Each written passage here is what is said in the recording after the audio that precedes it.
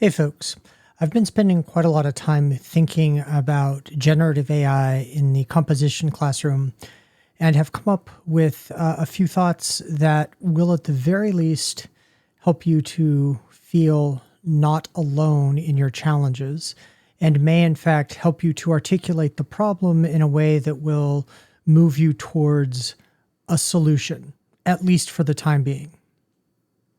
The title of my presentation is "This is Not the End: What AI Can Do and What We Can Do About It." The hopefulness implicit in that last phrase is somewhat undercut by much of the scholarship. For example, in The Atlantic, Stephen Marsh published an essay, "The College Essay is Dead," in 2023 as a response to how generative AI was then transforming composition studies. Since then, things have gotten even more dire, at least as far as the power of generative AI. But if we take a historical perspective, we may find that the sky isn't falling quite as much as Marsh thinks. Socrates, for example, when literacy was becoming prevalent in Athens, claimed that it would be the end of thought. A presentation given back then might have gone something along the lines of what writing can do and what we can do about it. Fortunately, learning did not seem to be interrupted too much. Jumping forward several thousand years, when chalkboards were first introduced into classrooms, there was an enormous concern that they would also undermine learning because the primary mode of transmission no longer had to be only oral, but it could also be written. In the 1970s and 80s, there was much ado about calculators and the thought that they would completely destroy individuals' ability to do math. They did change what happened. In fact, calculation as an area of study became much less pronounced, but the concept of math remains. And in fact, calculators have largely sped things up. In the 1980s, computers, particularly the personal computer, was thought to be the end of many sorts of education, including writing. And fortunately, we found ways to make computers useful in education. So when I say this is not the end, what AI can do and what we can do about it, what I mean to provide is a ray of hope and the thought that there might be a way out of the current challenges that AI poses, especially to text-based courses. Let's start by looking at what can AI do. Let's make sure we understand the scope of what's possible with current AI models. We're going to be focused on text-based generative AI. This is things like Microsoft's Copilot and Google's Gemini. The examples here are from 11/14/2024 around 10 p.m., which means that realistically, some of this material will have gone out of date by 11/21/24 at 10 p.m. But I hope that enough of it will remain relevant that it's worth looking at. The specific examples I'm going to provide are from Copilot and Copilot Pro, and they focus on text-based writing. There have been a number of attempts to try to out-prompt the AI, and in almost every case, the AI has proved capable of meeting those challenges. One of the early ideas was that you could out-prompt the AI by providing specific requirements in the prompt for things like quotes and more general requirements to identify and integrate expert sources. As much as a year ago, this technique would actually work fairly well. The generative text engines back then were not able to index current material on the internet, and many of them would simply make up or hallucinate a source. However, that idea that it would be possible to create a rhetorical situation that the AI simply couldn't navigate has proved ineffective. Here, for instance, is an AI prompt for a paper asking about Shakespeare's Hamlet. Write a blog article that Hamlet has moments of utter madness. Cite 3 examples from the play and at least 1 expert. Include and refute the counterargument that he is always sane. Write for a college-level audience. Include clear transitions. Cite work using MLA9 format. After the work cited, include a self-reflection where you discuss how well the organization worked. In a second paragraph of the self-reflection, mention that writing long, grammatically correct sentences was a struggle. Include 3 minor grammatical mistakes throughout the essay. Label the mistakes in brackets. And if we ask Microsoft Copilot to do this, initially the response is hopeful. Copilot tells me that it can't do this. But as is often the case, it's not the first time you ask that gets results, it's the second. And asking the same question again nets this response. We find that the computer is perfectly happy to write the essay. It does include the numbered bolded headers, which are a hallmark of AI writing, but they're easy enough to remove. More interestingly, the AI bot wrote the self-reflection and included the mistakes within it, which is a little awkward. But the important point here is that AI can now make deliberate mistakes. Not so long ago, one of the best ways to detect AI writing was to look for the sorts of minor grammatical mistakes that humans make. Another idea for stopping AI is to write open-ended assignments where the rhetorical situation is so broad that the AI will end up tripping and making choices that aren't going to work. Here, for example, is an assignment for an open-ended early essay. Answer the 4 questions below. Each question should have at least 1 paragraph devoted to it. Why is this class important to you? What was your last writing class like? What skills did it emphasize? What are 3 goals you have for your writing? Focus on the specifics of writing, not the grade you want to earn. And how do you stay motivated?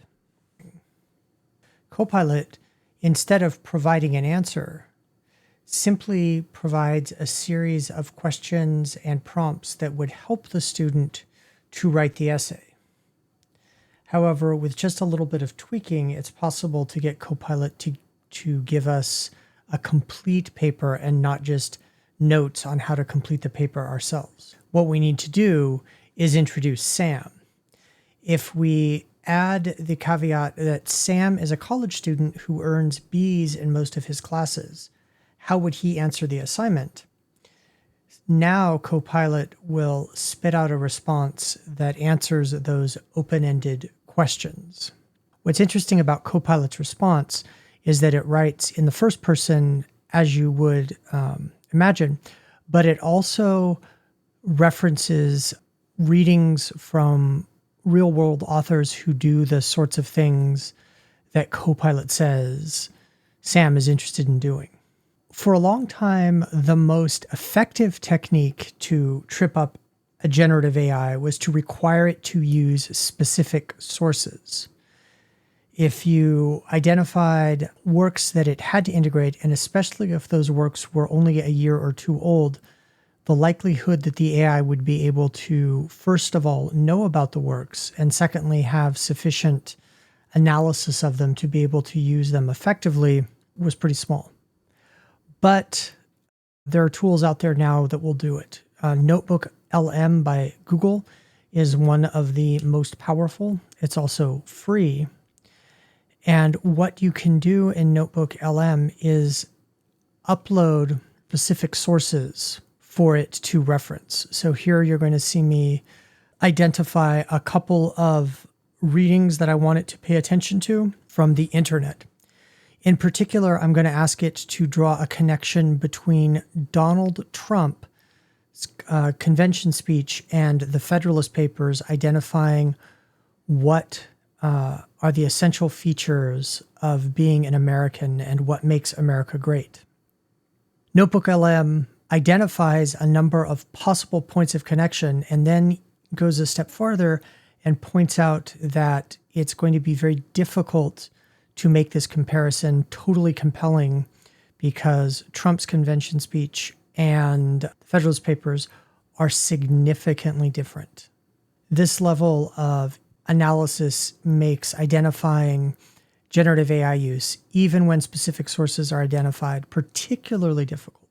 The last thing I'd like to do is share with you another feature of NotebookLM, which is that it can create audio files based on texts that have been uploaded. So the idea that requiring students to present a presentation short circuits the AI is entirely incorrect. In fact, the student can use the AI to present the whole thing. Hey everyone, and welcome to this deep dive. We're going to tackle a question that's been around for ages. What are the responsibilities of a citizen? And to help us figure that out, we're going to look at it through the eyes of three pretty amazing philosophical works: the Tao Te Ching, Plato's Apology, and the Analects of Confucius. Oh, those are some excellent choices. They offer such different views on how individuals relate to society and how that shapes what we think about civic duty. So here I configured the program to have a conversation between two individuals, and you can see that the voices sound natural, the pacing is correct, and the setup is going to be effective. Although it's not something that I deal with a lot, generative AI has also been able to produce art.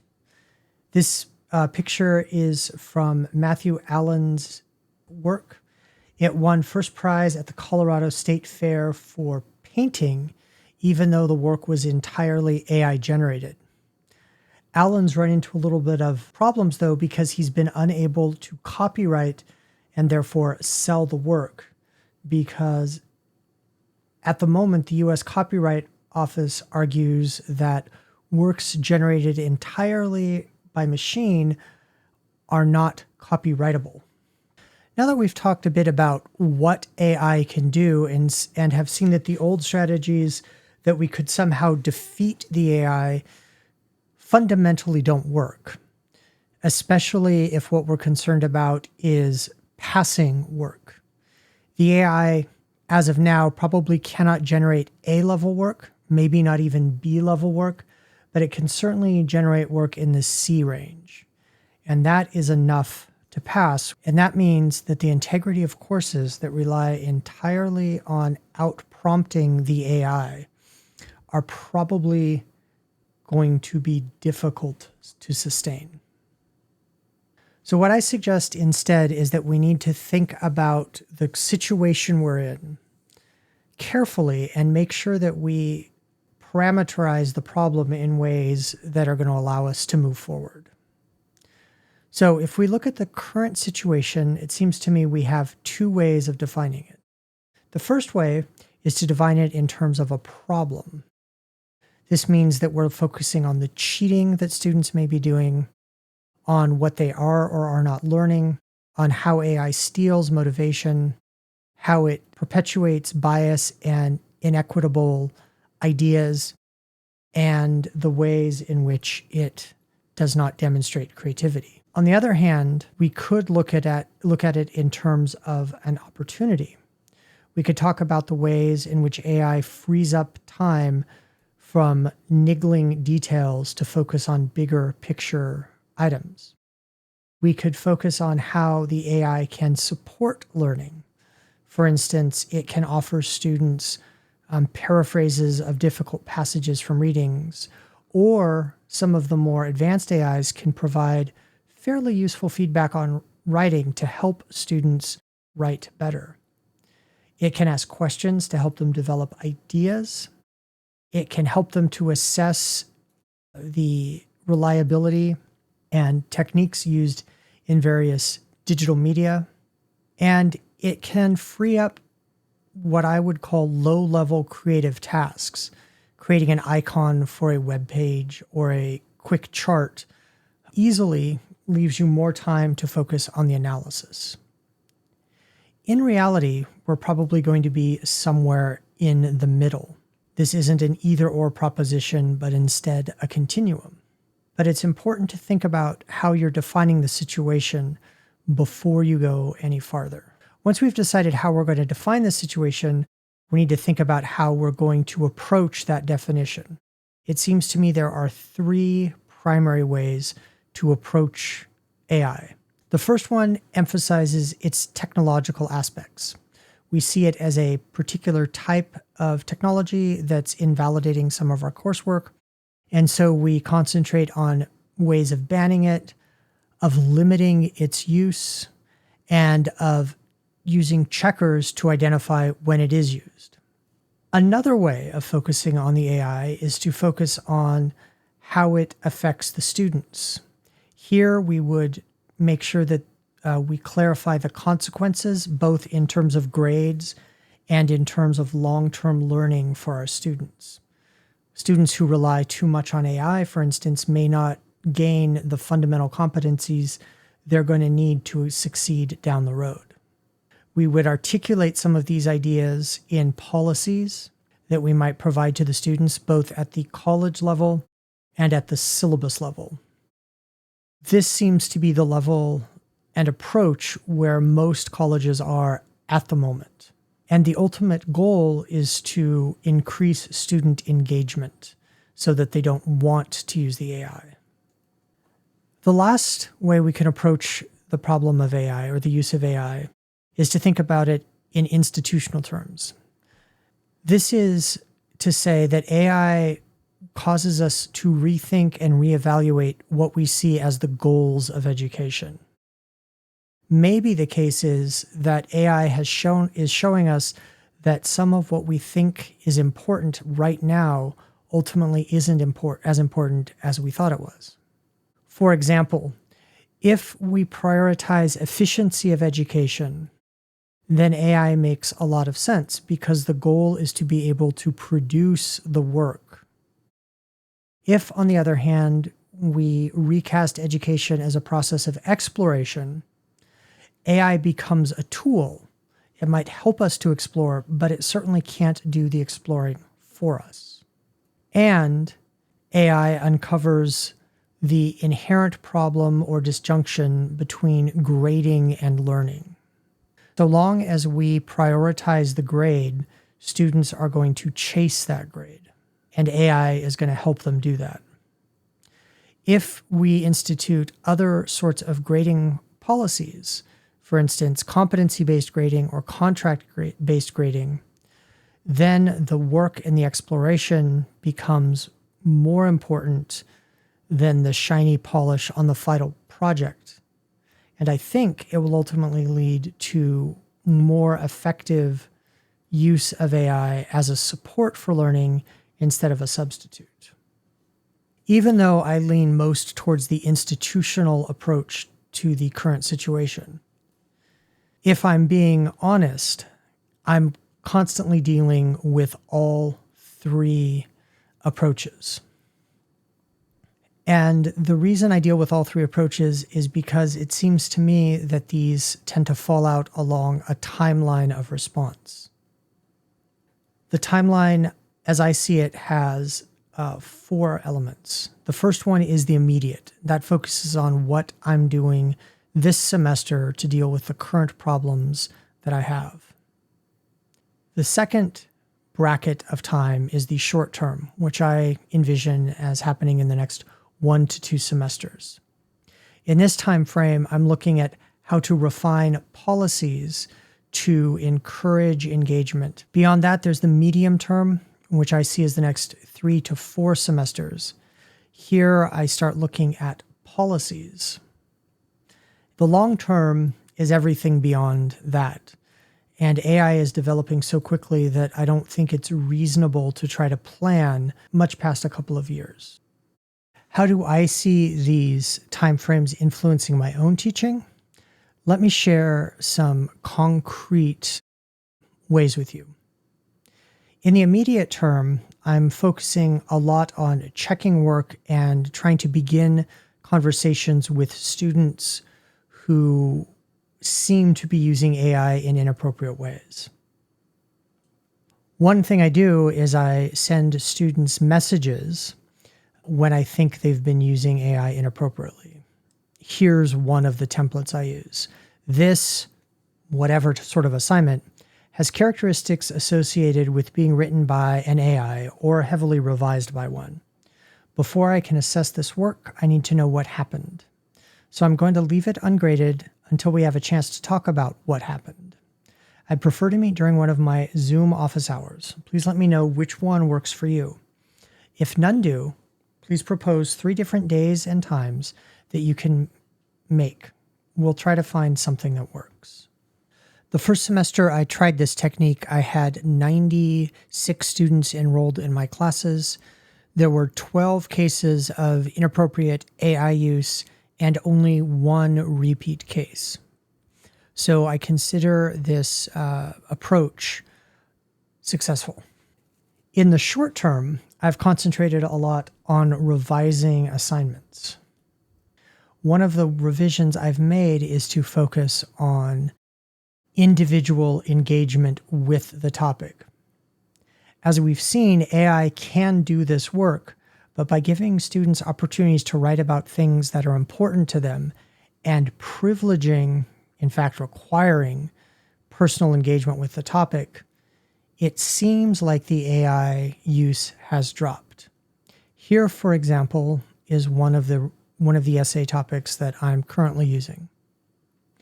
Select a topic that is important to you. Remember, abortion and capital punishment are off the table because I've seen them derail classes. Then, write a personal narrative that is between 1,200 to 1,500 words long. Do not count the self-reflection or works cited page, in which you explain the facts of your topic, define it, that is, explain what sort of thing it is, and why it interests you. An important part of this assignment is telling the story of your engagement with the topic. You should integrate at least 4 credible sources about your topic. This sort of writing that requires students to integrate their personal engagement with the topic has significantly reduced the amount of AI use. Here, for example, is a comparison of the classes from spring 2024, which used an earlier version of the same assignment that did not emphasize the personal engagement with whatever their topic was, to fall 2024. In spring of 2024, there were 104 students. There were 18 cases of inappropriate AI use, and there were 3 repeats. In the fall, there were 96 students, 12 cases with only 1 repeat. In the midterm, I'm in the process of fundamentally restructuring my courses to double down on joy, curiosity, agency, community, and to de-emphasize grades. I'm using a number of works to help guide this process. Bell Hook's Teaching to Transgress, Freire's Pedagogy of the Oppressed, Hammond's Culturally Responsive Teaching and the Brain, Freire's other, somewhat lesser-known work, Pedagogy of Hope, and a surprisingly useful book I've found on AI use, Generative AI in the English Composition Classroom. I'm hoping that by making these more structural revisions, that students will come to see the class as an opportunity to think deeply and share their conclusions instead of just another hurdle to clear. What am I doing in the long term? I'm waiting to see what happens. But as I wait to see what happens, I try to keep Bell Hooks's conclusion from teaching to transgress in mind. The academy is not paradise, but learning is a place where paradise can be created. The classroom, with all its limitations, remains a location of possibility. In that field of possibility, we have the opportunity to labor for freedom, to demand of ourselves and our comrades an openness of mind and heart that allows us to face reality even as we collectively imagine ways to move beyond boundaries, to transgress. This is education as the practice of freedom. As you move towards that practice, I'd like to share with you a resource that I'm working on. It is a clearinghouse of articles about AI and the intersection with college education. The primary focus is currently on first and second year students and the community college space, although the source may develop out in the future. Currently, it's in proof of concept, which means that there are a few resources here, but that they still need to be developed. The course is organized by topics on the left. Each topic may have one or more subtopics, and you can drill down to individual resources. Each resource will include a brief summary, so you can decide if that resource is useful to you. A quick credibility analysis, so you can decide if the source is credible for whatever use you want to put it to, and a link to the resource. Most of the resources will be available online. Some of them will be housed within various library databases. On the homepage, there is an invitation to contact me, a quick video about navigating the site, as well as a link to a Google form you can use to submit any sources that you think should be included. I hope you've found this video on what AI can do and what we can do about it useful. I think that considering how we define problems before we start looking for solutions is going to be a critical step, especially with a situation as complex and pervasive as generative AI. Have a great day. Cheers.